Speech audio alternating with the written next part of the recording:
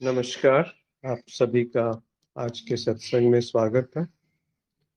ये सत्संग एक अच्छा अवसर है हम सबको आपस में जुड़ने के लिए और आध्यात्मिक विषयों पर यहाँ चर्चा करते हैं। किसी का कोई प्रश्न हो या कोई सुझाव हो तो अवश्य साझा कर सकते हैं, अपने आप को अनम्यूट करके या लिख करके भी संदेश भेज सकते हैं। कुछ प्रश्न आए हैं, वहीं से शुरुआत करते हैं।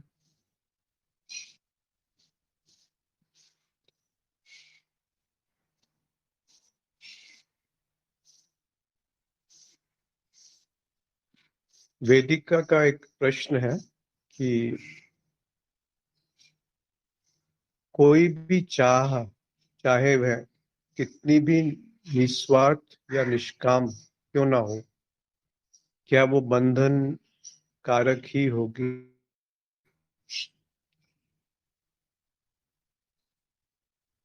तो यहाँ समझना आवश्यक है कि चाह क्या है और क्यों निर्मित होती है, और उसको पूरा करने की जो आकांक्षा है, जो भी प्रयास है, क्या वो बंधन बनाता है या कुछ और है इसमें। तो चाह का अर्थ है कि जो अभी स्थिति है वो पूर्ण नहीं है, उसमें संतुष्टि नहीं है, उसमें कृतज्ञता नहीं है। तो कुछ ऐसी स्थिति में पहुंचना है जहां पर अभी आप है नहीं। तो जो अंतराल है वो समय और स्थान में निर्मित होता है। अगर चाह नहीं है तो समय और स्थान का जो भ्रम है वो भी टूटने लगेगा। तो चाह जब भी होगी, चाहे वो कितनी भी निस्वार्थ प्रतीत हो या निष्काम प्रतीत हो, उसमें कहीं ना कहीं स्वार्थ होता ही है, क्योंकि एक पूर्ण स्वीकार भाव उसमें नहीं है। और ये जो स्वीकार भाव का अभाव है, उस कारण से बंधन प्रतीत होता है कि एक तरह से असहजता होती है कि जो अभी है वो पूरा नहीं है, तो कुछ आकर के उसको पूरा करना है। और उसके कारण ही आगे जो गतिविधि है वो चलती रहती है मन की। आप खुद ही अपने अनुभव से जांचिए, देखिए, प्रयास कीजिए कि क्या ऐसा संभव है कि चाह नहीं है और समय और स्थान हो या देश का भ्रम हो। वो चाह ही केवल इस भ्रम को पैदा करती है कि मुझे एक दूरी पैदा कर देती है। एक वो स्थिति जिसमें आप अभी हैं और एक वो स्थिति जहां आप पहुंचना चाहते हैं। तो एक लक्ष्य पैदा हो गया, एक प्रयास पैदा हो गया, एक असहजता पैदा हो गई, एक एक तरह से कुछ करने की इच्छा, कर्म पैदा हो गए, और उससे विचार पैदा हो गए। तो सारा का सारा संसार वहीं से उत्पन्न होता है जहां से चाह उत्पन्न हो रही है। इसीलिए चाह को समझना बहुत आवश्यक है। तो चाहे वो निष्काम हो या निष्काम चाह होती नहीं है, क्योंकि चाह से ही कर्म या काम जो है वो उत्पन्न होता है, कुछ भी करने की इच्छा। तो निष्काम अगर है तो उसका अर्थ यही है कि उसमें चाह का अभाव है। तो दोनों विरोधात्मक हो गए कि जब कोई भी चाह हो, वो चाहे निष्काम क्यों ना हो, तो ऐसी कोई चाह नहीं होती जिसमें कर्म उत्पन्न ना हो। अगर चाह है तो बेशक सूक्ष्म ही सही कोई ना कोई कर्म उत्पन्न हो जाएगा, चाहे वो विचारों के तल पे हो या वाणी के रूप में हो या हाथ और मतलब शरीर के माध्यम से प्रकट हो। तो इस तरह से आप देखेंगे कि चाह ही वो कारण है जो बंधन का प्रतीत होती है, जो बंधन को जन्म देती है। और निस्वार्थ कोई चाह नहीं होती। आप चाहे उसको कितना भी मन या मैं, उसको आप सूक्ष्म करते जाएं, छोटा करते जाएं कि ये तो बिल्कुल निस्वार्थ है कि किसी और का भला हो जाए, किसी और का अच्छा हो जाए, पर उसके अंदर कहीं ना कहीं कुछ ना कुछ थोड़ा सा भी अपना अपनापन, मेरा जो है वो हम कहीं ना कहीं वहां प्रकट होगा ही। इसीलिए बेहतर ये है प्रश्न पूछना कि वो मेरा होना क्या है जिसमें कोई चाह नहीं है। ये जानने से, उससे देखिए दो तीन स्थिति हो सकती है। एक स्थिति हो सकती है कि अपने स्वार्थ के लिए बहुत सारी इच्छाएं प्रकट हैं, तो उसमें बहुत ज्यादा दुख जीवन में प्रकट होने लगेगा। दूसरा है कि किसी अन्य के भले के लिए मन में चाह उत्पन्न होती है, निस्वार्थ जिसको आपने कहा, वो अच्छा है, वो पहली वाली स्थिति से बहुत बेहतर है। पर जिस की बात अभी हम कर रहे हैं वो है कि चाह कहाँ से उत्पन्न हो रही है, किसको उत्पन्न हो रही है, और क्या कोई चाह वाकई में निस्वार्थ होती है। तो उसको जानने से पहले ये जानना पड़ेगा कि ये कौन प्रयास कर रहा है इसको जानने के लिए कि निस्वार्थ चाह क्या होती है। और वहां पर जैसे आप वस्तु को जानते हैं वैसे नहीं जान सकते, वहां पर थोड़ी प्रक्रिया भिन्न हो जाती है, क्योंकि वहां पर जो विषयी है, जो एक होता है विषय और एक होता है विषयी, मतलब एक दृश्य और एक दृष्टा। यहाँ पर आप दृष्टा की तरफ प्रयास कर रहे हैं, अग्रसर होने की कोशिश कर रहे हैं। तो वहां पर जो साधारण रूप से किसी वस्तु को जाना जाता है कि आपको कोई जानकारी नहीं है और वो सूचना आ गई तो आपने उसको जान ली। परंतु दृष्टा के संदर्भ में या अपने मैं के संदर्भ में या अहम के संदर्भ में या स्वयं के संदर्भ में उसको एक वस्तु की तरह कैसे जानेंगे। तो जो विषयी है वो स्वयं विषय बन गया, जो दृष्टा है उसको आप दृश्य की तरह जानना चाहते हैं, तो जो कि एक तरह से असंभव सा ही प्रतीत होगा। तो जब वहां पर जाएंगे तब आपको चाह का स्रोत समझ में आएगा कि कहाँ से वो चाह उत्पन्न होती है और उसमें कितना स्वार्थ भरा है।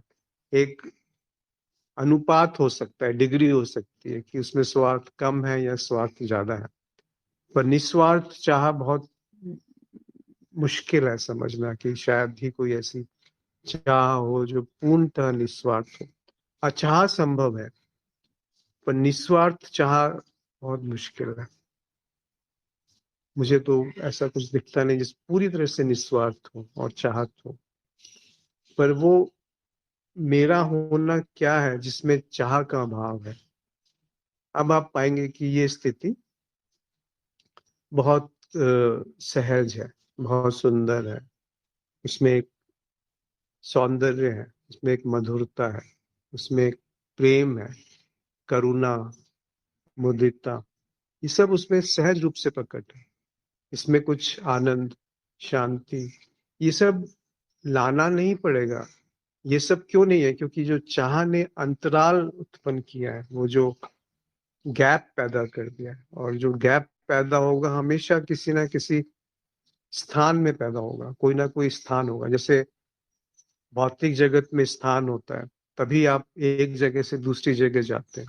वैसे ही मानसिक जगह, मानसिक स्तर पे भी एक स्थान होता है जिसे हम चित्ताकाश कहते हैं। जैसे भूताकाश है जो कि भौतिक रूप से आकाश है, सबसे सूक्ष्म वही है भौतिक रूप से आकाश, उसी में सारी वस्तुएं पाई जाती हैं। वैसे ही जो चित्त का आकाश है वो भौतिक नहीं है, पराभौतिक है। तो उस पराभौतिक आकाश को अगर आप चित्ता आकाश कहें, जिसमें कि पूरा का पूरा मन है, विचार है, भावनाएं हैं, इच्छाएं हैं, और उसी के अंदर ये प्रयास उत्पन्न होता है। जैसे ही चाह उत्पन्न हुई तो चित्ताकाश में उथल पुथल शुरू हो जाएगी कि ये जो अभी मन की स्थिति है ये उतनी अच्छी नहीं है, कुछ और हासिल करना है। चाहे वो फिर प्रकट होगी भौतिक रूप में या और सूक्ष्म रूप में। तो वो चाह ही है जो अंतराल या देश या आकाश को उत्पन्न करती है, और उस आकाश के उत्पन्न होने से ही समय का भी निर्माण होता है। कुछ समय बाद वो हासिल होगा या कुछ समय पहले वो हासिल हुआ था, और जो कुछ समय पहले हासिल हुआ था उसी कारण अभी चाह उठी कि कुछ समय के बाद उसे हासिल करना है। तो आपने सही कहा, यही बंधन का कारण है। यदि इसमें स्पष्ट ना हुआ हो या कोई और इसमें कुछ जोड़ना चाहते हैं तो अवश्य जोड़ सकते हैं। कि कैसे चाह बंधन का कारण बनती है। मधु का एक प्रश्न है,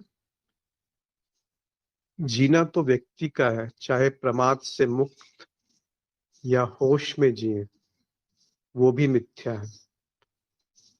अनुभव करता साक्षी तो कोई जीवन नहीं जीता, केवल दृष्टा है।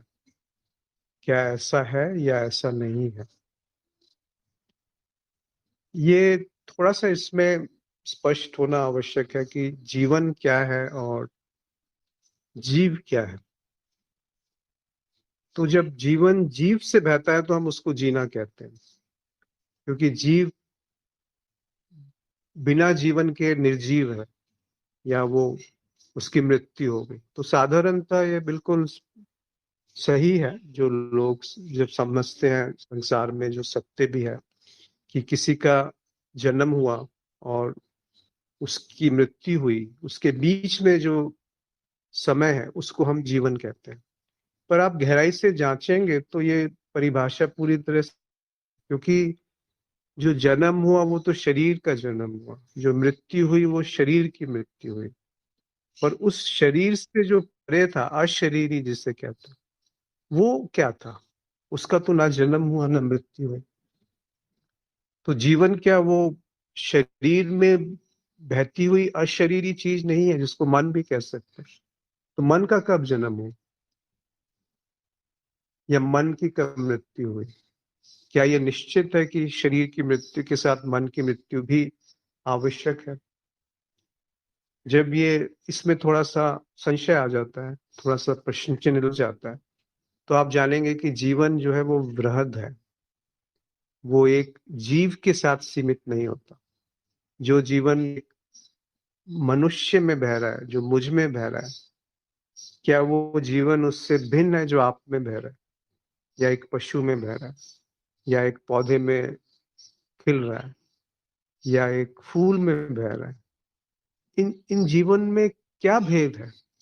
जैसे वो समुंदर है वो जीवन है, उसमें कोई सीप है, कोई एक शेल है, वो या कोई एक लकड़ी का छोटा सा टुकड़ा पड़ा हुआ है जो लहर के साथ ऊपर नीचे होता है, वो जीव है। उसमें प्रतीत होता है जो गति है कि वो जीवन, जीवन से ही तो वो गति आई है। पर जीवन जो है वो जीव से भिन्न है, और जीवन जो है वो कभी भी जीव से के साथ शुरू या समाप्त नहीं होता। शरीर तो पूरी तरह से मशीन है, एक यंत्र है। और गहराई में उतरेंगे तो शरीर प्राण पे निर्भर करता है, और प्राण जो है वो मन पे निर्भर करता है, और मन जो है वो किस पे निर्भर करता है? जिस पे मन निर्भर करता है, जिससे मन में गति है, वो जीवन है।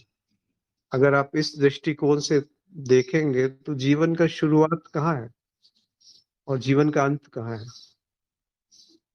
और जीवन क्या ऐसा नहीं है कि जीव में बह रहा है, एक थोड़ी देर के लिए प्रकट हुआ, पर जीवन उस जीव के अंत होने से समाप्त नहीं हो जाता। जीव का अंत होता है, शरीर का अंत होता है, प्राण जो है उस यंत्र से बहने बंद हो जाता है। मन उस यंत्र से सोचने में, विचार करने में सक्षम नहीं रहता। पर इसका अर्थ ये तो नहीं कि मन समाप्त हो गया।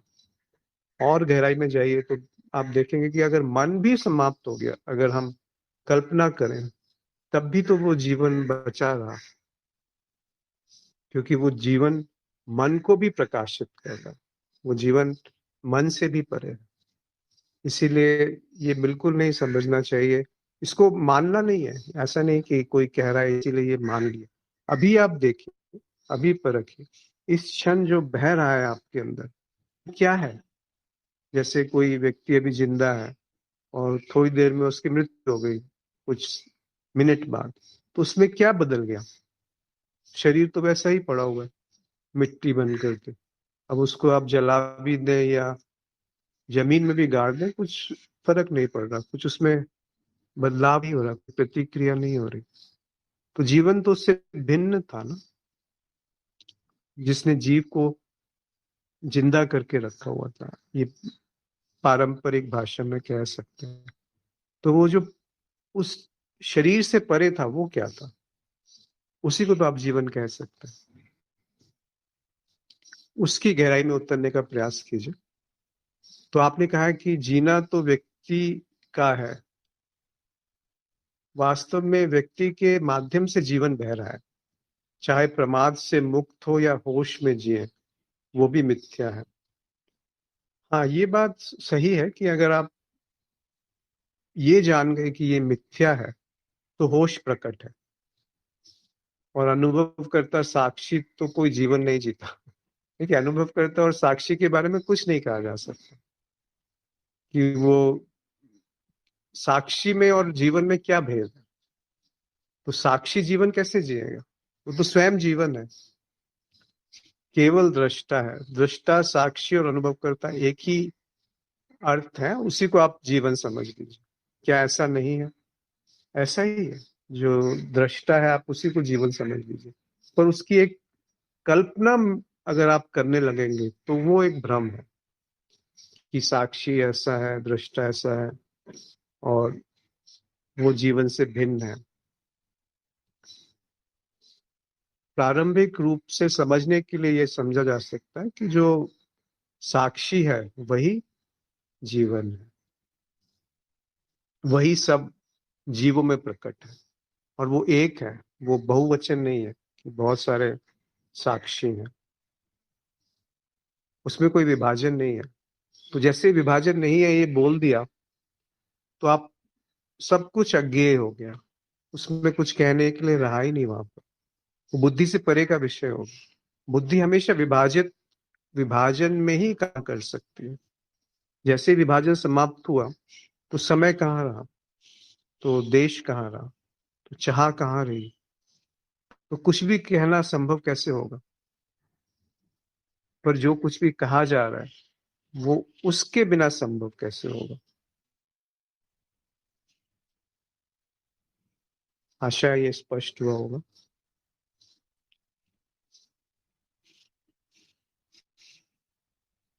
श्री ने लिखा है कि जीवन का अर्थ है जो शाश्वत है, जीव मिथ्या है जो, तो जीवन मिथ्या नहीं है।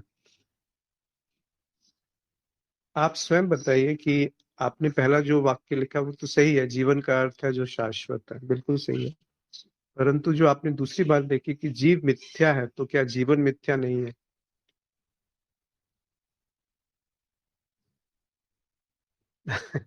जीवन, जीव मिथ्या है, उससे जीवन मिथ्या कैसे हो गया? जिस मिथ्या का अर्थ क्या होता है कि जो जैसा है वैसा उसको जाना नहीं गया, या जो बदल रहा है, जिसमें परिवर्तन हो रहा है, उसको मिथ्या कहते हैं। तो जीव को मिथ्या इसलिए कहते हैं क्योंकि उसमें क्षण प्रतिक्षण बदलाव है। एक जीव, जीव यानी क्या, जब तक शरीर का यंत्र नहीं है तो जीव नहीं है। चाहे वो यंत्र स्थूल रूप में हो, भौतिक रूप में हो, या वो सूक्ष्म रूप में प्रकट हो, सूक्ष्म शरीर के रूप में या मन के रूप में प्रकट है, उसको भी जीव कहते हैं। या जिसमें इंद्रियां हैं संग्रहित, उसको जीव कहते हैं। जो कारण शरीर से उपजा है उसको जीव कहते हैं। जिसमें जीवन बह रहा है उसको जीव कहते हैं। परंतु जीव में भाव, परिवर्तन, बदलाव दिखता है। तो कोई भी चीज जब बदल जाती है तो उसको जाना नहीं जा सकता कि उसका वास्तविक स्वरूप क्या है या उसका तत्व क्या है, क्योंकि वो तो बदल गई। जैसे नदी है, उसमें पानी बह रहा है, आप कहते हैं कि वो नदी है, उसका एक नाम है, उसका एक रूप है, परंतु पानी तो तत्क्षण वहां से बह गया। वो जो उसका जीवन है वो तो वहां से निकल चुका। जिस समय आपने उस पर नाम आरोपित किया, या उसमें आपने कोई शब्द आरोपित किए, या कोई विचार आरोपित किए, या उसको ये भी कह दिया कि वो जीवन है, तब तक वो बह चुका है। जैसे एक फूल है, एक प्लास्टिक के फूल से वो खुशबू नहीं आती। अच्छा, आपने लिखा है कि क्योंकि जीवन तो जीव का ही होता है। नहीं, यही तो अभी बात हुई थोड़ी देर पहले कि जीवन जीव से बहता है, पर जीवन जीव से परे है। ऐसा नहीं है कि एक जीव समाप्त हो गया तो जीवन समाप्त हो गया। जीवन बहता रहता है, अलग अलग रूपों में प्रकट है। और आपने फिर लिखा कि जीवन भी तो बदलता है, इसलिए मिथ्या है। जीवन नहीं बदलता। जीवन बदलने के लिए आपको समझना पड़ेगा कि जीवन क्या है। आपके अंदर जो तथाकथित जीवन है, वो उस जीवन से कैसे भिन्न है जो मेरे अंदर बह रहा है। क्या भेद है उसमें? और अगर कुछ भेद है तो उस भेद को कौन जान रहा है? जो भी जान रहा है उस भेद को, क्या वो जीवन से परे हो सकता है? और अगर वो जीवन से परे है तो उसको क्या नाम देंगे आप? इसीलिए जीवन को सांकेतिक रूप से कह सकते हैं कि वही अनुभव करता है, या साक्षी है, या दृष्टा है। पर ये भी आपको भ्रमित कर सकता है कि एक आप जान गए उसको कि वो क्या है। वास्तविक अर्थों में वो अज्ञेय है, वो अविभाजित है, अखंडित है, नित्य है। आशा ये स्पष्ट हुआ होगा। श्री के दो प्रश्न और हैं, उन पे आते हैं कि यहाँ तक मुझे लगता है कि जीव के जन्म से लेकर मृत्यु तक की काल अवधि को जीवन कहते हैं। यदि ऐसा नहीं है तो फिर जीवन क्या है? कृपया स्पष्ट कीजिए। मुझे लगता है ये बात अभी जो पिछला प्रश्न था मधु जी का, उसी के साथ उसी में उत्तर आ गया है कि जो जन्म और मृत्यु है वो शरीर की होती है, जीवन की नहीं होती। उस अवधि काल को तथाकथित रूप से जीवन कहा जाता है कि ये 80 साल जिए। पर वो 80 साल कौन जिया? वो तो शरीर जिया 80 साल। उस शरीर से पहले आप कहाँ थे? उस शरीर से पहले क्या आपका अस्तित्व नहीं था? या दूसरी तरह से समझिए, ये जो 80 साल में जिया, इसमें आप कहाँ हैं? आपका अस्तित्व कहाँ है? अगर आप कहते हैं कि मैं शरीर हूं, तब ये बात सही है कि वो जीवन काल जो है वो 80 साल का है। पर आप थोड़ा उसको पूरा वाक्य पढ़ेंगे तो जीवन काल 80 साल का है। जीवन 80 साल का है, ये बात सत्य नहीं है। हाँ, ये बात सत्य है कि उस जीव का जीवन काल 80 साल का है। तो हम बीच बीच में से काट जाते हैं, इसीलिए कह देते हैं कि वो जीवन 80 साल का है। पर वास्तव में कहा ही जा रहा है कि उस जीवन की अभिव्यक्ति 80 वर्ष हुई उस जीव के माध्यम से। जैसे एक ही रोशनी है, वो कभी बल्ब से प्रकट हो रही है, कहीं पंखे से प्रकट हो रही है, इस घर में भी प्रकट हो रही है, उस घर में भी प्रकट हो रही है। एक जगह आपने बल्ब बंद कर दिया तो इसका अर्थ ये तो नहीं हुआ कि जीवन समाप्त हो गया। हाँ, ये बात सही है कि उस बल्ब से उस रोशनी की अभिव्यक्ति समाप्त हो गई, पर वो जीवन तो नहीं समाप्त हुआ। तो जीवन जीव से भिन्न है। जीव एक उपकरण है, एक साधन मात्र है। आपका एक और प्रश्न था कि गुरु की निंदा सुनकर खून खौल जाता है। हाँ, ये बात अलग है कि कुछ मतभेद हो सकते हैं गुरु शिष्य के बीच में, लेकिन इसका मतलब ये भी नहीं कि मुझे निंदा करना या सुनना बर्दाश्त हो। ऐसी अवस्था में क्या करना चाहिए? ऐसी अवस्था में आपने जो प्रश्न किया है उसके अंत में ये दो चीजें लिखी है कि निंदा करना या सुनना। तो निंदा तो आप क्यों करेंगे? अगर होश है, अगर जागरण है, अगर चेतना है, अगर ज्ञान है, अगर समर्पण है, अगर प्रेम है, तो क्यों निंदा करेंगे आप? चाहे वो कोई भी हो, गुरु ही क्यों।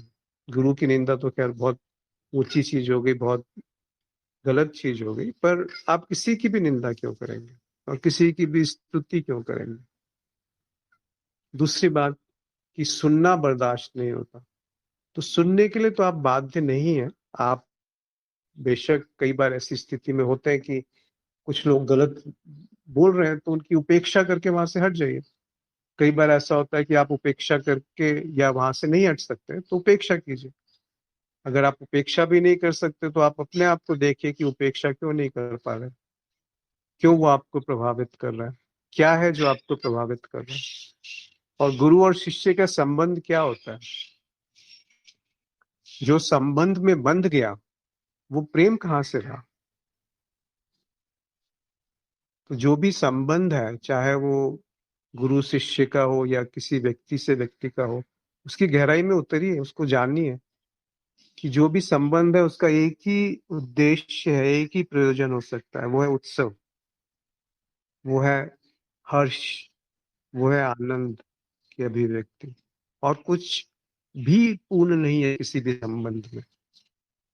पर हम संबंध से प्रेम का लेन देन शुरू कर देते हैं। संबंध से का प्रयोजन प्रेम का लेन देन नहीं है। प्रेम तो आप स्वयं है, उसकी अभिव्यक्ति संबंधों से हो सकती है, परंतु वो उद्देश्य नहीं है। उद्देश्य है उत्सव, आनंद। अगर आप एक से प्रेम करते हैं तो वो प्रेम नहीं है। प्रेम या तो सबसे होगा या किसी से नहीं होगा, क्योंकि प्रेम आपका स्वरूप है, स्वभाव है। वो लिया नहीं जा सकता, वो दिया नहीं जा सकता। कैसे लेंगे उसे, कैसे देंगे उसको, कौन लेगा उसको? बहुत मुश्किल है इसको कह पाना, समझा पाना या समझ पाना।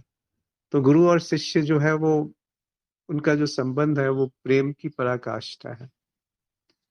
और एक समय के बाद गुरु के प्रति कृतज्ञता होनी आवश्यक है, पर गुरु पे निर्भरता नहीं होनी चाहिए। नहीं तो फिर वही संसार वहां पे शुरू हो जाएगा कि मेरे गुरु तुमसे बेहतर है, उनके गुरु से बेहतर है, या उस गुरु से बेहतर है। ये क्या बचपन है? तो गुरु को पहचाना ही नहीं, गुरु शिष्य को ही नहीं जाना। गुरु शिष्य को कैसे जानोगे अगर अपने आप को नहीं जाना? कोई शिष्य गुरु को जान सकता है?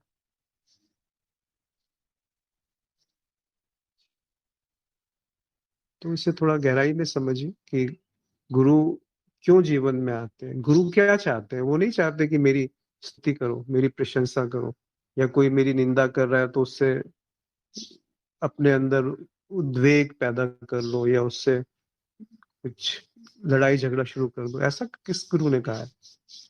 अगर कोई ऐसा गुरु कहता है तो फिर कैसे उसको आप गुरु समझेंगे, मान लेंगे?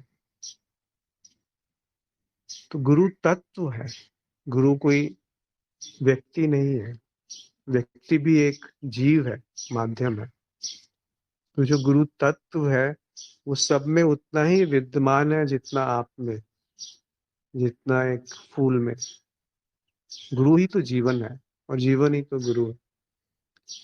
उससे ज्यादा तो संबंध कहाँ रहा? अगर संबंध है तो गुरु कहाँ रहा?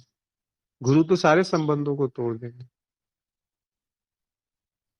तो संबंध है उत्सव का, संबंध है आनंद की अभिव्यक्ति का, संबंध है एक बहाना। आपका संबंध केवल व्यक्तियों से नहीं होता, आपका संबंध इस हवा से भी है जो आपके फेफड़ों में जा रही है। आपका संबंध उस सूरज की किरणों से भी है जो इस जीवन को प्रकाशित कर रहे हैं पृथ्वी पे।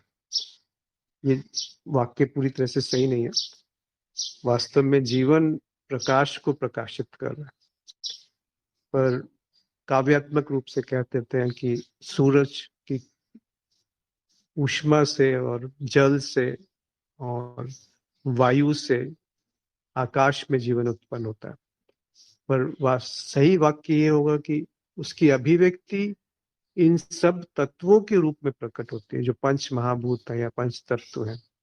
इनके अलग अलग अनुपात में मिलने से और बिखरने से जीवन की अभिव्यक्ति उत्पन्न होती है इस पृथ्वी पर। तो आप परेशान मत होइए, जो निंदा कर रहा है वो भी आप ही है, और जो उस निंदा को अहमियत दे रहा है वो भी आप है। वो उस निंदा की उपेक्षा करेगा वो भी आप है, या उस निंदा पे जो प्रतिक्रिया करेगा वो भी आप। तब क्या करेंगे? जब तक करने वाला रह गया, उसको ढूंढिए ना कि वो क्या है जो कर रहा है, वो क्या है जो प्रतिक्रिया के बिना भी उपलब्ध है, अपनी पूरी निर्दोषता में, अपने पूरे सौंदर्य में, अपने पूरे माधुर्य में, एक उत्सव की तरह, एक निर्लिप्त जीवन जो बह रहा है, उसको क्यों नहीं पकड़ पाते हम, क्यों नहीं देख पाते, क्यों इन छोटी छोटी चीजों में फंस जाते हैं कि वो मेरे गुरु हैं और मैं उनका शिष्य हूँ। इससे बड़ा अहंकार क्या हो सकता है? आपने कैसे निर्धारित कर लिया कि कोई मेरा गुरु है? तो आप तो गुरु से भी बड़े हो गए, क्योंकि आपने पहचान लिया कि वो कितने पानी में है, और मैं, क्योंकि वो बहुत बड़े हैं, इसलिए इनडायरेक्टली आप अपने आप की अहमियत को पैदा करना चाह रहे हैं कि मैं इतने महान गुरु का शिष्य हूं। क्या महत्वपूर्ण है? जो कहीं से भी कुछ मिले, उसको जीवन में जांचते चले, परखते चले। क्या महत्वपूर्ण है कि कुछ भी कहा, चाहे वो किसी ने भी कहा हो, उससे क्या होश जागृत हुआ जीवन में? क्या उससे सजगता उत्पन्न हुई? क्या वो जीवन की तरफ अग्रसर हुआ, या वो जीवन से परे किसी मान्यता में, भ्रम में उलझता जा रहा है, उलझता जा रहा है, संबंधों में उलझ रहा है? हमने गुरु और शिष्य को भी संबंध में बांध देते हैं। ये क्या है? थोड़ा सा मनन कीजिए इस पर। श्री ने लिखा है कि इस प्रकार से कहा जा सकता है कि अनुभव करता ही जीवन है, या बोधिवार्ता के अनुसार अस्तित्व ही जीवन है। जी हाँ। दीप्त ज्योति ने लिखा है, जीवन काल जीव का हो सकता है, पर जीवन नित्य निरंतर बह रहा है, और इसको कोई जान नहीं पा सकता कि कब जीवन शुरू हुआ, इसलिए अज्ञेय है, अनंत है। बिल्कुल। श्री ने लिखा है कि क्षमा करे, निंदा नहीं करना चाहती, पर तर्क वितर्क करती हूँ, जिससे गुस्सा आता है लोगों से। क्यों आप ऐसा करती हैं? तर्क वितर्क करके क्या आपको हासिल होगा? समाज में रहने पर सुनना ही पड़ता है, क्योंकि आजकल लोग सांप्रदायिक मुद्दे पर बोलते ही हैं और कार्यस्थलों से भाग नहीं सकते। और मेरी एक गलती है कि मैं थोड़ा तर्क वितर्क कर लेती हूँ, एक दोष है मेरा। जब आप जानती हैं कि ये गलती है, तो उसको त्याग दीजिए ना। तर्क वितर्क करना मूर्खता की निशानी है, खासकर उनसे जो उसमें एक खुले रूप से भाग नहीं लेना चाहते, जो उसको व्यक्तिगत रूप से ले लेते हैं। तो उनसे क्यों तर्क वितर्क करना? आप, एक छोटा सा बच्चा है, 6 साल का, 8 साल का, वो कुछ कह रहा है, उसका कुछ है, उससे आप तर्क वितर्क थोड़ी करेंगे। इसीलिए तर्क वितर्क आपने खुद ही लिख दिया कि मेरे में ये गलती है कि मैं तर्क वितर्क कर लेती हूँ। क्यों करते हैं? मत कीजिए, छोड़ दीजिए उसको। हाँ, आप सही हो ऐसा बोल दो। हाँ, बिल्कुल सही है। तर्क वितर्क खत्म, झंझट लड़ाई खत्म। तुम ही सही हो, मैं गलत हूँ। पर अंदर से आप उत्तेजित मत होइए। आपको महत्वपूर्ण क्या है कि किसी ने कुछ कहा और आपके अंदर उद्वेग पैदा हो गया, तो गलती दूसरे की नहीं है, गलती कहीं आपके अंदर ही मौजूद है। कहीं आपके अंदर ही कुछ ऐसा है जो उससे प्रतिक्रिया कर रहा है। माधुरी ने लिखा है कि जब तक संबंध है, तब तक द्वैत है, एकता में प्रेम ही है। जी हाँ, गुरु और शिष्य दो नहीं है। बिल्कुल। श्री ने लिखा है, इसका अर्थ है कि मेरे अंदर ही अहम भाव है। आप ही अहम भाव है। आप स्वयं जो है वो अहम भाव ही बोल रहा है। यानी आपका अर्थ है कोई भी, जैसे मैं ये कह रहा हूँ, ये अहम भाव कह रहा है, ये उससे कुछ भिन्न नहीं है। बस इतना ही तो जानना है कि जो भी है, चाहे वो शरीर से संबंध है, किसी वस्तु से संबंध है, या व्यक्तियों से संबंध है, या अपने विचारों से संबंध है, या गुरु से संबंध है, या ज्ञान के साथ जो संबंध जुड़ गया, या ज्ञान के साथ जो संबंध है, जो हवा से संबंध है, जो पानी से संबंध है, वो सब अहम भाव है। उसके अलावा क्या है? सम, यानी कि समता, और बंध यानी बंधन। तो जो सम्यक रूप से बंधा है उसको संबंध किया गया। हम तो सम्यक रूप से बंधते भी नहीं है, उसमें भी इतना घर्षण शुरू हो जाता है, इतनी वाद विवाद शुरू हो जाता है। हमें तो सम्यक रूप से बंधना भी नहीं आता।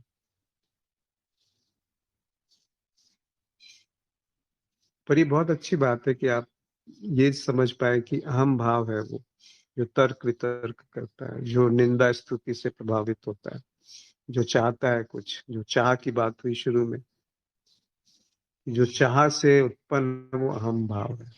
जो चाह से उत्पन्न है वो अंतराल है, वो समय है, वो देश है, उसमें अपूर्णता है, उसमें दुस्साहस है ये कहने का कि जो अभी है वो पूर्ण नहीं है, जो वेदिका जी का प्रश्न था कि चाहे कितनी भी निस्वार्थ क्यों ना हो जाए, ऐसी कोई चाह नहीं होती जो निस्वार्थ हो पूर्ण रूप से, में थोड़ा सा स्वार्थ कहीं ना कहीं मिल ही जाएगा। अगर निस्वार्थ हो गए तो चाह नहीं रही, अगर निष्काम हो गए तो निष्काम सब शब्द का ही अर्थ है कि कामना का भाव, यानी कि अचाह हो जाना, यानी कि निस्पृह हो जाना, यानी कि निप्रयास हो जाना। वो कैसे होते हैं? पहले निर्विकल्प होते हैं। निर्विकल्प का अर्थ होता है जहां पर कोई चुनाव नहीं है, जहां पे अहम शून्यता आ गई है, अहम गलने लग गया, हम पहचान में आने लग गया, बेहोशी दिखने लगी। वो निर्विकल्पता है। निर्विकल्पता से जो प्रकट होता है वो है निष्स्पृह या अचाह या चाहत के अभाव या निष्काम, कामना रहित कुछ उत्पन्न होता है या वो प्रकट होता है। उत्पन्न होना तो ठीक नहीं रहेगा, जो पहले से था वो जो ढका हुआ था वो प्रकट हो जाता है, और उस अचाह से निप्रयासता प्रकट होता है। उस निष्काम से प्रयास नहीं रहेगा, फिर कोई उसमें असहजता नहीं रहेगी, कुछ अस्वीकार नहीं रहेगा, चाहे वो निंदा हो या स्तुति हो, चाहे वो किसी और की हो या आपकी हो। अब आप कहेंगे ये तो बिल्कुल नीरस जीवन हो गया, पर ऐसा नहीं है। इसको करके देखिए, इसमें डूब कर देखिए, इससे ज्यादा सरस जीवन नहीं होगा कुछ। हम बेहोशी को सत्य मान करके उसमें रस ढूंढने लगते हैं। बेहोशी का अर्थ क्या है? कि जो अभी स्थिति है वो पूर्ण नहीं है, वो अधूरी है। और उसका अर्थ क्या है? कि हम बहुत ठोस है, बहुत मजबूत है। जो ये दुस्साहस कर रहा है कि अभी की स्थिति पूर्ण नहीं, किसने उसको अधिकार दिया ये कहने के लिए कि अभी जो है वो पूर्ण नहीं? क्या वो स्वयं पूर्ण है? देखिए, वो स्वयं जो अपूर्ण है वो कह रहा है कि मुझे पूर्णता की तरफ जाना है, पर जो स्वयं अपूर्ण है वो वास्तव में अपूर्ण नहीं है। वो एक मिथ्या है, वो एक भटकाव है, वो एक धोखा है, वो वास्तव में है ही नहीं। क्या है हम? हम है ही नहीं। बस सारा खेल हम का, सारे विचार जो है वो अहम की अभिव्यक्ति है। सारा चाह जो है वो अहम से के साथ जुड़ जाती है। सारा समय, सारा स्थान अहम के साथ जुड़ करके महत्वपूर्ण होने लगता है। पर जीवन में चाहे महत्व हो या महत्वहीनता हो, जीवन अनमोल है, वो बहता रहता है, वो नहीं रुकता। वो वो प्रभावित नहीं होता कि एक जीव रहे या ना रहे। वो अनेकों रूप से, अनंत रूप से प्रकट रहेगा, हमेशा ही रहेगा। उसकी अभिव्यक्ति को आप क्या समझ सकते हैं? हमारा तो पृथ्वी एक छोटा सा ग्रह है। इस इस, इस सूर्य के जो पूरा सोलर सिस्टम है या गैलेक्सीज है, आकाशगंगा, उसमें पृथ्वी की क्या महत्व है और उस पृथ्वी में हमारा क्या महत्व है? किस अहम की बात कर रहे हो? और वो अहम जो कभी शरीर से जुड़ जाता है, कभी मन से जुड़ जाता है, कभी विचार से जुड़ जाता है, कभी गुरु से जुड़ जाता है। कैसा अहम है ये? अब वो एक हम एक सूक्ष्म से सूक्ष्म प्राणी में है, वही अहम एक सूक्ष्म रूप से मन में मौजूद है, एक छवि में मौजूद है। एक छवि बना के रखी है अपनी, एक छवि बना के रखी है दूसरे की, और उस छवियों में विचार विमर्श चल रहा है, उस छवियों में प्रेम का लेन देन चल रहा है। कितनी विडंबना है ना? किसी और को कोई प्रश्न हो या कोई ऐसी चीज जो आपके अनुभव से सत्य नहीं बैठती हो, अवश्य साझा करें, या तो बोल करके भी अपने आप को अभिव्यक्त कर सकते हैं या लिख करके। कोई प्रश्न हो इसके भी अलग।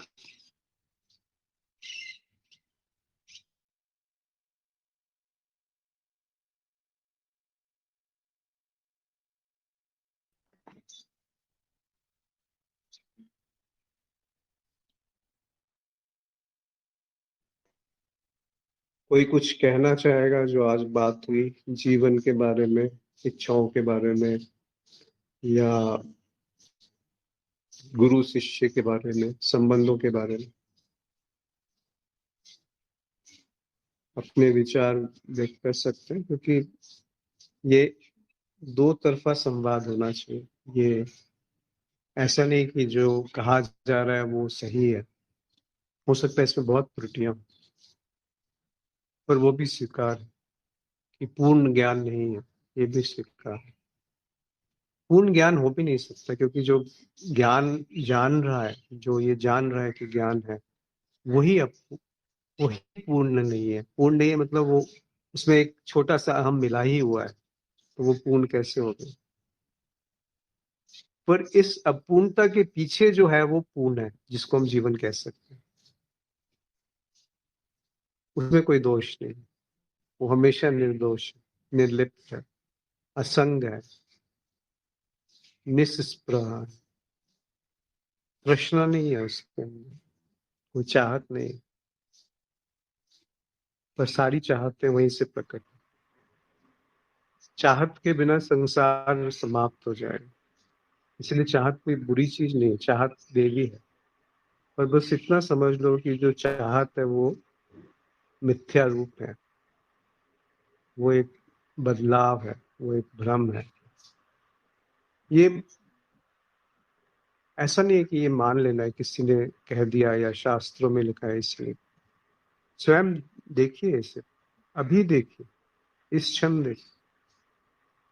इस क्षण क्या है जो बदल नहीं रहा? उसको नाम दिए बिना क्या है जो बदल नहीं रहा? नाम देना आवश्यक थोड़ी। बहुत सारी चीजें हैं, जो फूल एक जंगल में खिलता है वो इसलिए थोड़ी खिलता है कि कोई मेरी प्रशंसा करे, ऐसी तो कोई अपेक्षा उसमें नहीं है। तो मनुष्य का विकृत मन है कि ये खिले हुए फूल को तोड़ करके अपने इष्ट को सजाते हैं या कहीं और चढ़ाते हैं। एक जो सजीव था उसको निर्जीव करके आप कहीं और चढ़ा रहे हैं, तो कैसे कोई खुश होगा?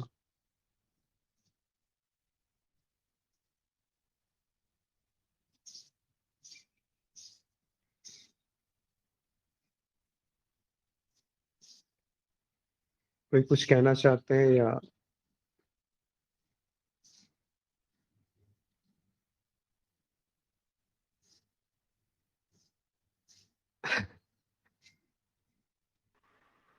नमस्कार। जीवन को यदि कोई कहता है, जी जी अवश्य बोले। मैं प्रणाम। मैं ये पूछना चाह रही थी कि जैसे हम जीवन में जी रहे हैं, शरीर है जब तक तो अहम थोड़ा बहुत तो जैसे रहेगा ही, बिना उसके तो फिर जीवन भी नहीं रहेगा। तो अपने अंदर जैसे हम सोचते हैं कि हाँ मैं वो हूँ, साक्षी हूँ, दृष्टा हूँ या अनुभव करता हूँ, लेकिन बाहर से तो हमें जीवन जीना है थोड़ा अहम, थोड़ा सा मतलब जैसे में तो बिल्कुल ऐसा मुझे लगता है कि ऐसा व्यवहारिक तौर पे जैसे हमें जीवन जीना है तो उसके लिए तो थोड़ा सा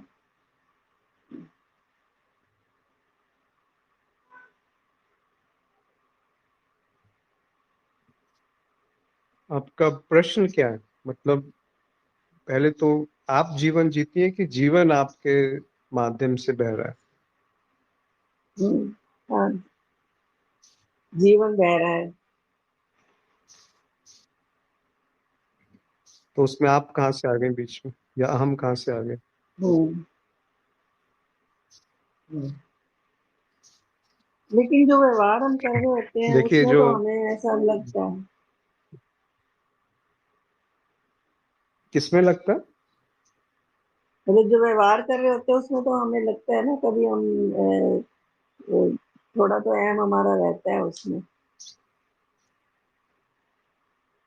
यानी कि कोई। तो उसको कौन मना कर रहा है? रहने दीजिए, वो भी जैसे एक विचार है। अहम भी तो एक विचार ही है। जैसे एक बल्ब के माध्यम से इलेक्ट्रिसिटी या रोशनी प्रकट हो रही है, तो बल्ब ये कहने लगे कि मैं रोशनी हूँ, तो वो तो अनुचित हो गया ना। वो तो बह रहा है, रोशनी उस बल्ब के माध्यम से बह रही है। ऐसे ही इस जीव के माध्यम से जीवन बह रहा है। इसमें जीव की क्या बड़ी उपलब्धि है? बस ये जीव जो है वही तो अहम है। अगर अहम समाप्त हो गया तो जीव कहाँ रहा? इसीलिए जो आपने कहा कि व्यवहार में तो आवश्यकता होती है, तो कौन मना कर रहा है कि व्यवहारिकता को आप त्याग दें? जहाँ व्यवहारिकता की आवश्यकता है वहां रखें, पर अभी जो बात हो रही है ये जीवन की बात हो रही है। ये उसकी बात हो रही है जो विषयी है, जो अशरीरी है, जो उस जीव से परे है, पर जीव के माध्यम से बह रहा है। अभी हम संसार की बात नहीं कर रहे, अभी हम व्यवहार की बात नहीं कर रहे। अभी हम बात कर रहे हैं कि वो क्या है जो स्रोत है, जहां से ये जीव में जानने की शक्ति उत्पन्न हुई है। इसमें व्यवहार कहाँ आ गया? व्यवहारिकता के लिए तो बहुत सारी चीजें हैं कि कैसे व्यवहार करना चाहिए, कैसे नहीं करना चाहिए। उसके लिए बहुत सारे यम नियम बहुत सारे शास्त्र हैं या उपलब्ध हैं, सूचना उपलब्ध है सब जगह, कि ऐसा व्यवहार करेंगे तो, ऐसे नियम का पालन नहीं करेंगे तो दंड होगा, फांसी हो जाएगी। वो सब तो व्यवहारिकता में आवश्यक है कि चोरी नहीं करनी है, निंदा नहीं करनी है। पर अभी जो हम बात कर रहे हैं वो थोड़ी अलग है। वो विषय की बात नहीं कर रहे हैं, वो वस्तु की बात नहीं कर रहे हैं, वो विषय की बात कर रहे हैं। क्योंकि जब चाह की बात होती है, जब दुख की बात होती है, जब द्वंद की बात होती है, जब संबंध की बात होती है, तो सबसे पहले ये जानना आवश्यक है कि वो हम क्या है, जहां से ये सब चीजें उत्पन्न हो रही हैं, जहां से द्वेष उत्पन्न हो रहा है, जहां से द्वंद उत्पन्न हो रहा है, जहां से चाहत उत्पन्न हो रही है, जहां से समय उत्पन्न हो रहा है। वो जहां से भी उत्पन्न हो रहा है उसको हमने एक नाम दे दिया जिसको जीवन कहते हैं। क्योंकि वो जीवन अज्ञेय है, उसको आप जान नहीं सकते। जो जानेगा वो निर्जीव है। बुद्धि निर्जीव है, क्योंकि आप बुद्धि को जान रहे हैं। बिना बुद्धि के जीवन को कैसे जानेंगे? बट बिना बुद्धि के जीवन जिया जा सकता है, या बिना कम बुद्धि के भी जीवन जिया जा सकता है। परंतु बुद्धि जीवन को नहीं जान सकती। बुद्धि तो जीवन की एक अभिव्यक्ति है, बहुत छोटी सी अभिव्यक्ति है। इसीलिए उसको अज्ञेय कह करके या द्वैत कह करके, जहां विभाजन है वहीं पर तो बुद्धि काम कर सकती है। जहां विभाजन ही समाप्त हो गया वहां पे बुद्धि बची कहाँ? कैसे आप कहेंगे कि ये रोशनी है और ये बल्ब है? क्योंकि विभाजन है कि बल्ब और रोशनी से भिन्न है, या अहम इष्ट से भिन्न है, ये भी तो विभाजन है। या गुरु शिष्य से भिन्न है, ये भी तो विभाजन है। या मैं जानता हूँ वो नहीं जानता, ये भी विभाजन है। मैं जान गया हूँ, ये तो बहुत बड़ा विभाजन है। मैं तो बना ही रहा, बात तो हो रही है वो मैं क्या है जो जान रहा है, वो जानना क्या है जो मैं के बिना है। क्या ऐसा जानना संभव है जिसमें मैं का कोई प्रयोजन ना हो, कोई भूमिका ना हो? कोई उत्तर नहीं आएगा इस प्रश्न का। उत्तर आ गया तो वो भी संस्कारित होगा, वो भी कहीं से सीखा सिखाया होगा। आप बेशक उसको कुछ भी नाम दे दे, पर वो कभी आपको उस तृप्त अभिव्यक्ति तक नहीं ले जा पाएगा जो आप स्वयं है। वो उस प्रेम को कैसे बांच पाएगा, कैसे उसकी व्याख्या कर पाएगा? प्रेम गली अति साकरी या में दो न समाये, जब मैं था तो हरि नाही, अब हरि है तो मैं नहीं। अब हरि है तो मैं नहीं, ये बहुत बिरला कोई समझ पाता है, शायद कभी समझे। हम लोग, आप लोग जब तक उस स्थिति में नहीं पहुंच पाएंगे, जान नहीं पाएंगे उसको, तो कहना भी गलत है कि वो क्या स्थिति है कि अब हरि है मैं नहीं। उसको कैसे व्याख्यान करेंगे, कैसे आप उसका वर्णन करेंगे? सारे शब्द उसमें एक मलिनता लेके आ जाएंगे, एक दोष उत्पन्न कर देंगे। वो जो निर्दोष है, जो निर्लिप्त है, जो असंग है, जो अचाहा है, जो निप्रयास है, जो निर्द्वंद है, ये सब शब्द बेकार है अगर वो जीवंत रूप से अभी नहीं घट रहा। जो घट रहा है उसको नहीं देखा। अगर जो जीवंत रूप से घट रहा है, ये शब्द उसमें विभाजन पैदा करते हैं, तो शब्द बेकार है।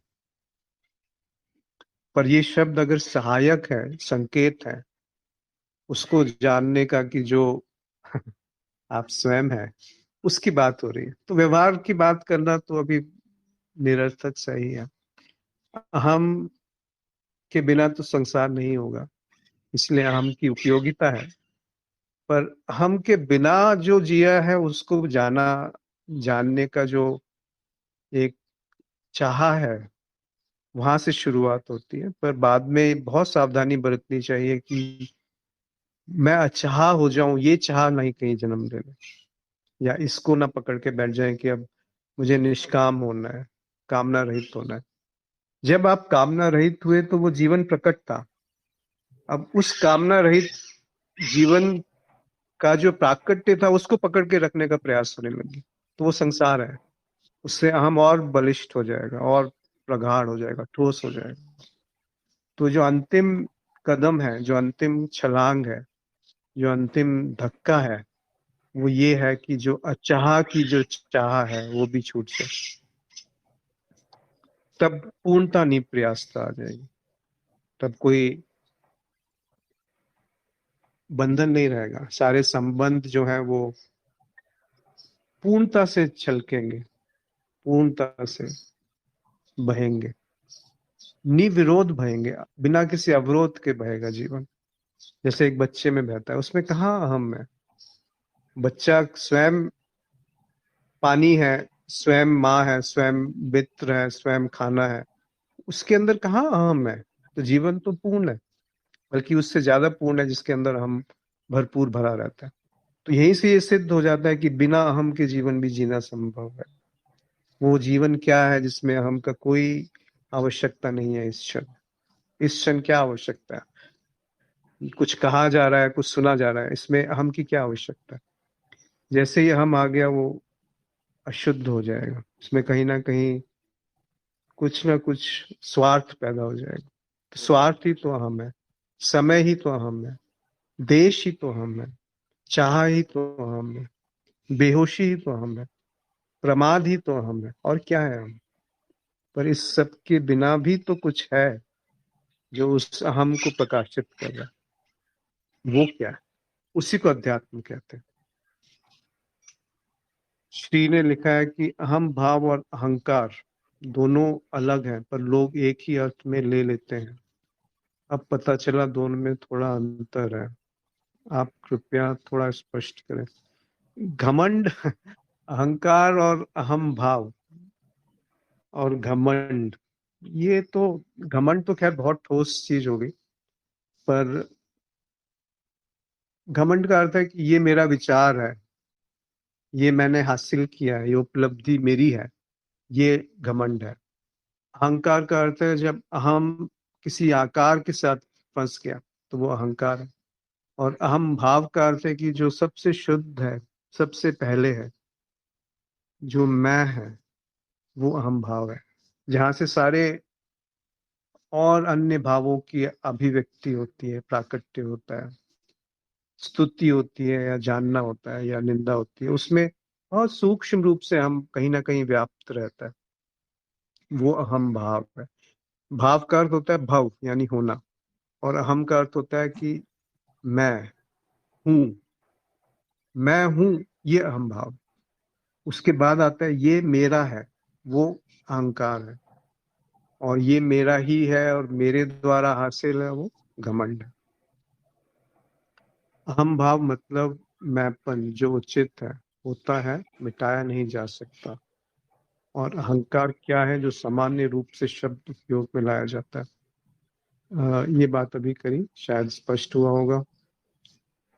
और कोई कुछ कहना चाहते हैं, अभिव्यक्त करना चाहते हैं, या कुछ और जो बात आज करी उसके बारे में या किसी अन्य विषय पर, तो आप सभी का स्वागत है। या कहीं कोई त्रुटि है जो कहा गया, उसको भी अवश्य अवश्य बताएं, ताकि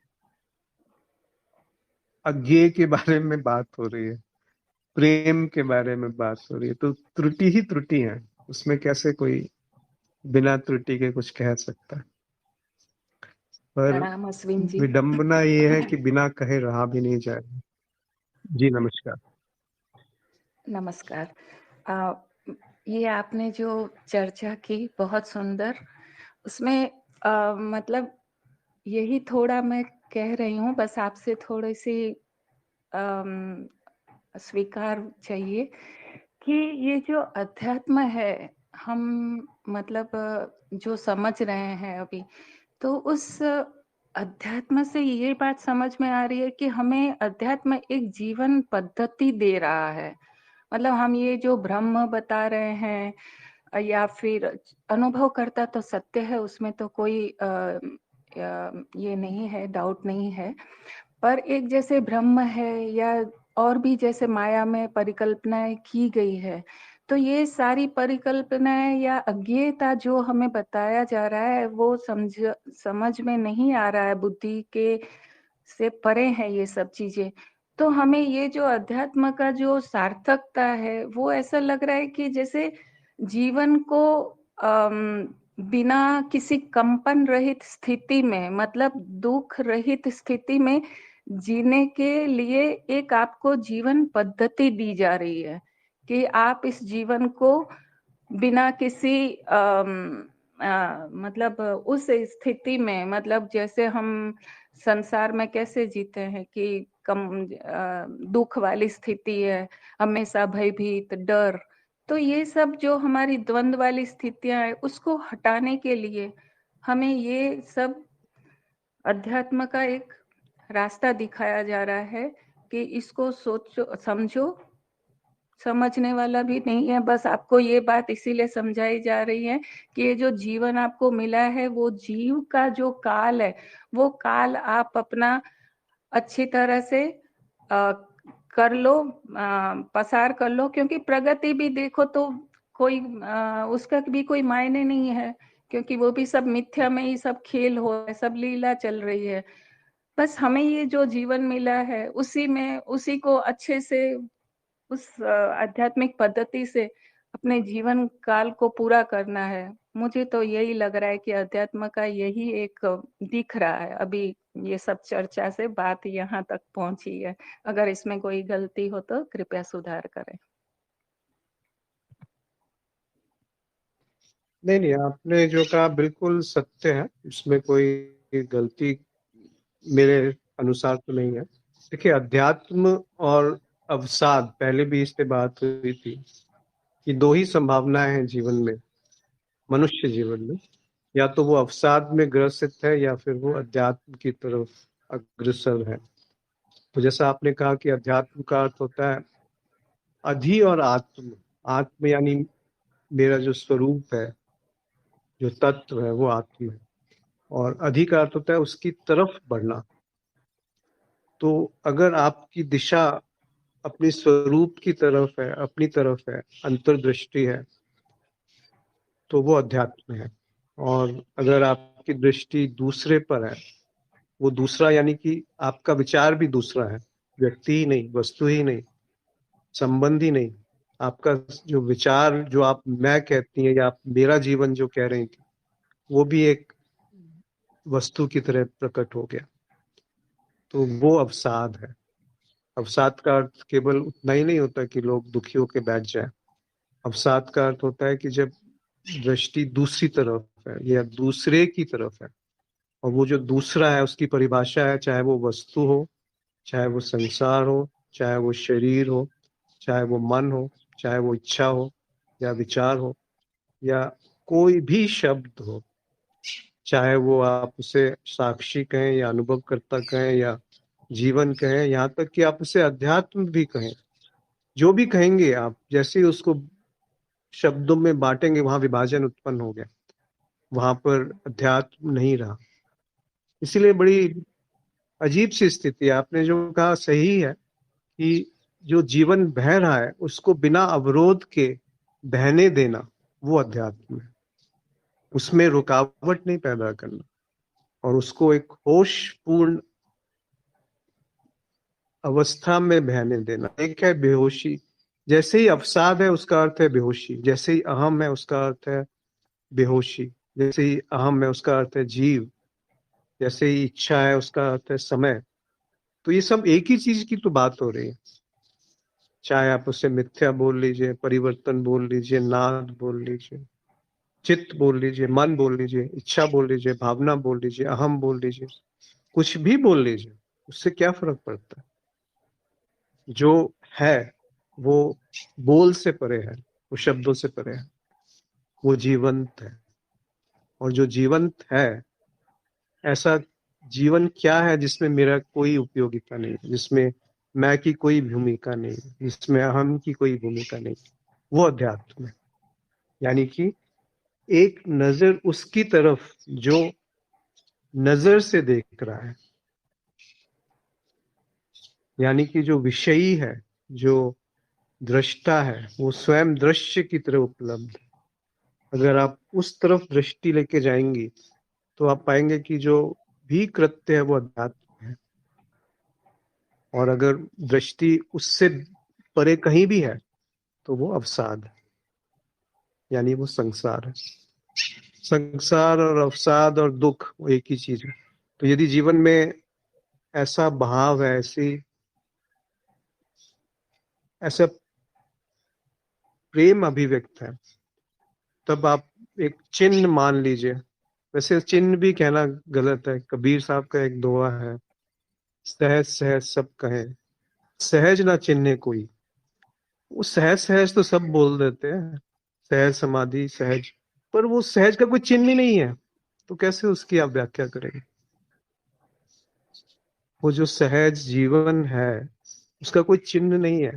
बेशक हर चिन्ह में वही जीवन बह रहा है, पर जैसे ही वो बहता है तो वो चित्त हो जाता है, वही अहम हो जाता है, वही बेहोशी हो जाता है। तो बेहोशी है, बस इतना जाना जा सकता है। होश क्या है ये नहीं जाना जाएगा कभी भी। बस यही अध्यात्म है कि आपकी दृष्टि बेहोशी की तरफ है या ये जान पा रहे हैं कि अभी बेहोशी है। बस इतना ही भिन्नता है, इतना ही भेद है अवसाद में और अध्यात्म में। तो दो ही चीजें हैं जीवन में, या तो संचयात्मक जीवन है या सृजनात्मक जीवन है। जीवन हमेशा सृजन करता है, पर मन में जो भी चल रहा है वो संचय है। मन बिना संचय के रह ही नहीं सकता, अहम बिना संचय के काम नहीं करता, कर ही नहीं सकता। जीवन जो है वो सृजन है, हर क्षण नया है। एक फूल में हर क्षण कुछ बदलाव हो रहा है, लेकिन जैसे ही उसको तोड़ लिया तो वो निर्जीव हो गया, उसमें वो जीवंतता समाप्त हो गई। एक प्लास्टिक के फूल से खुशबू कैसे आएगी।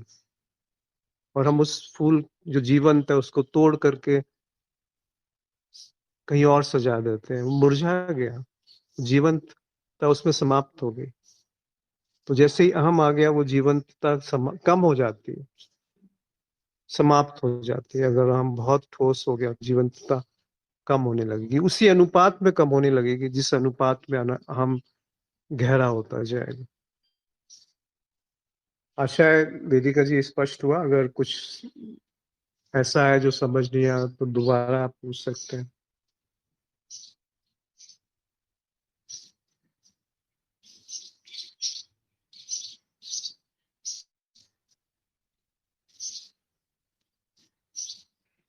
कोई और साथी अगर कुछ कहना चाहते हैं या अपने विचार व्यक्त करना चाहते हैं, क्योंकि जो भी मैंने कहा वो सब झूठ है, सब बकवास है। जब तक कि वो होश आपके अंदर नहीं जागा, जब तक कि वो आपने स्वयं नहीं जान लिया, नहीं तो ये बहुत बड़ा अवरोध हो जाएगा, बहुत बड़ा धोखा हो जाएगा कि किसी और ने कहा है इसीलिए ये सत्य है। बिल्कुल, बहुत सावधानी की आवश्यकता है यहाँ पर। तो यदि किसी और का कोई प्रश्न नहीं है तो आज यहाँ पर